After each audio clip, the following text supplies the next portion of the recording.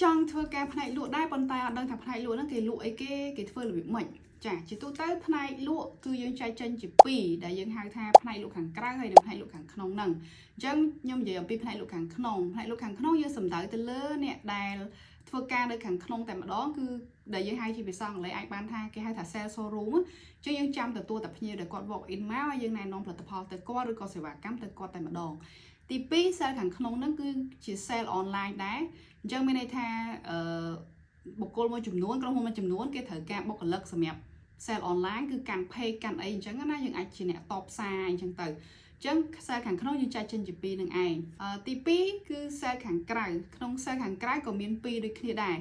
យើងហៅថា corporate sale ដែលជា sale យើងចុះទៅជួបអតិថិជនណាចា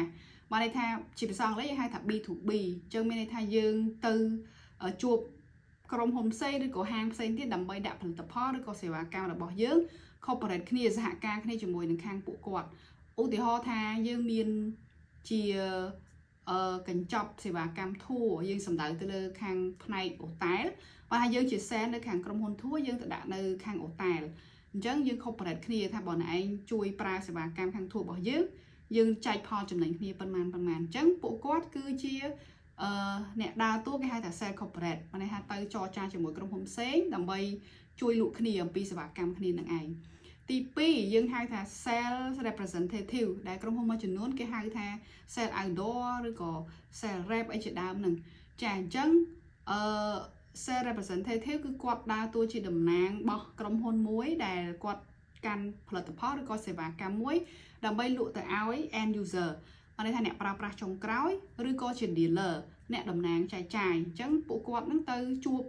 ក្នុងនាមជាក្រុមហ៊ុនដើម្បីលក់សេវាកម្មឬផលិតផលទៅកាន់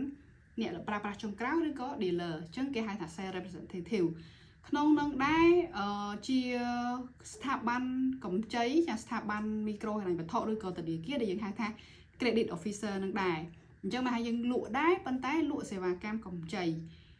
អញ្ចឹង credit officer ក៏ចាត់ទុកជាផ្នែកមួយនៃខាងផ្នែក sale ដែរតែគាត់ស្ថិតនៅក្នុងស្ថាប័នជាធនាគារឬក៏មីក្រូហិរញ្ញវត្ថុទី2នៅក្នុងស្ថាប័នសាលាដែលយើងអត់ហៅថា sale ទេនៅពេលដែលសាលា sale នៅក្នុងសាលាគេហៅថា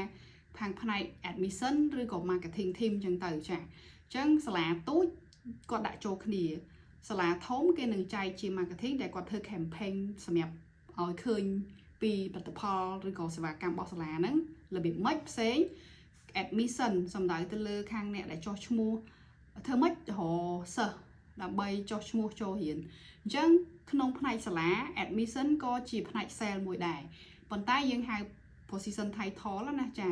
ដែលឈ្មោះមុខតំណែងហ្នឹងជា admission អញ្ចឹង sale មានតែ2ទេគឺ sale ក្នុងហើយនិង sale ក្រៅប៉ុន្តែគាត់ថា sale ក្រៅមានច្រើនជាង sale ខាងក្នុងបន្តិចដែលយើងអាចស្ដាប់ទៅច្រឡំគ្នាចាអញ្ចឹងបងប្អូនអាចដាក់ពាក្យធ្វើខាង sale យើងដឹងថា sale ត្រូវធ្វើអីហើយអ្នកដែលជោគជ័យអាចថាភាគច្រើនទៅលើវិស័យការងារគឺ start ចាប់ផ្ដើមអំពីតំណាងលក់នឹងដែរពីព្រោះក្នុងការលក់ហ្នឹងគឺយើងជួបអតិថិជនច្រើនមែនតើក្នុងការលូតលាស់ខាងផ្នែកsoft skill របស់យើងណាចារបៀបចរចារបៀប